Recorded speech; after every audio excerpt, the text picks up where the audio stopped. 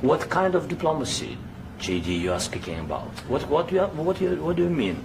I'm talking about the kind of diplomacy that's going to end the destruction of your country. Yes, but if you Mr. President, with respect, I think it's disrespectful for you to come into the Oval Office and try to litigate this in front of the American media. Right now, you guys are going around and forcing conscripts to the front lines because you have manpower problems. You should be thanking the President for trying to bring an end to this conflict. Have you ever been to Ukraine that you say what problems we have?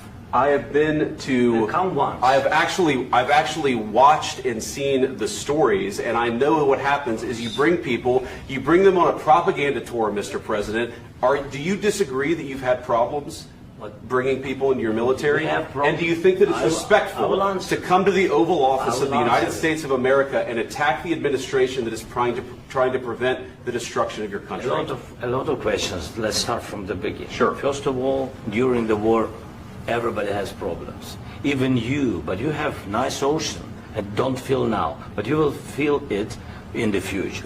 God bless. You don't know that. God bless. You God bless. You will not have war. Don't tell us what we're going to feel.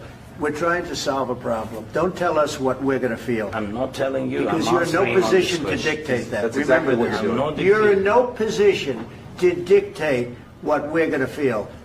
We're going to feel very good. You will feel influence. We're going to feel very good and very strong. You will feel influence. You're right now not in a very good position. You've allowed yourself to be in a very bad position, and he happens to be right about it. From the very beginning of the war. You're not in a good position. You don't have the cards right now. With us, you start having cards. Right now, you don't. You're playing cards. You're playing cards. You're gambling with the lives of millions of people. You're gambling with World War III. You're gambling with World War III. And what you're doing is very disrespectful to the country, this country, that's backed you far more than a lot of people said they should have. Have you said thank you once? This entire meeting? No, in this entire meeting, have you said thank you?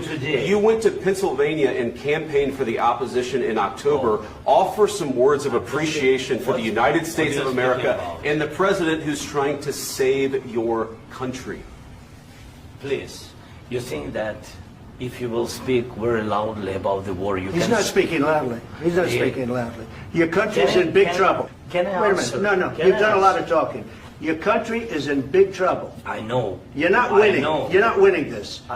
You have a damn good chance of coming out okay because of us. Mr. President, we are staying in our country, staying strong from the very beginning of the war. We've been alone, and we are thankful. I said thanks you haven't in been this alone. cabinet. You haven't been alone. In this cabinet. We gave you, through this stupid president, $350 billion. You voted we gave for you your military equipment, and you men are brave, but they had to use our military. What about if you didn't have our military equipment, this war would have been over in 2 weeks. In 3 days, I heard it from Putin. In 3 days, this is something maybe new. Less. In 2 weeks, of course, yes. It's going to be a very hard thing to do business like this. I tell you. Just say thank you. I said a lot of times to American people. Except that there are disagreements, and let's go litigate those disagreements rather than trying to fight it out in the American media when you're wrong. We know that you're wrong. But you see, I think it's good for the American people to see what's going on. I understand, sir. I think it's very important. That's why I kept this going so long. You have to be thankful. You don't have the cards. You're buried there. Your people are dying. You're running low on soldiers. Listen, you're running low on soldiers.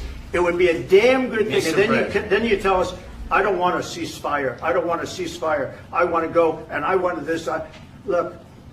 If you could get a ceasefire right now, I tell you, you take it so the bullets stop flying and your men stop getting killed. Of course, we want to stop the war. But you're saying you don't want I said to you, I want a ceasefire. With guarantees. Because you'll get a ceasefire faster than an agreement. Ask our people about ceasefire, what they think. That wasn't with me.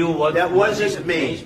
That was with a guy named Biden, who was not a smart person. That was with Obama. It was your president. Excuse me. That was with Obama, who gave you sheets, and I gave you javelins. Yes. I gave you the javelins to take out all those tanks. Obama gave you sheets. In fact, the statement is, Obama gave sheets and Trump gave javelins. You got to be more thankful, because let me tell you, you don't have the cards. With us, you have the cards. But without us, you don't have any cards. One more question to Vice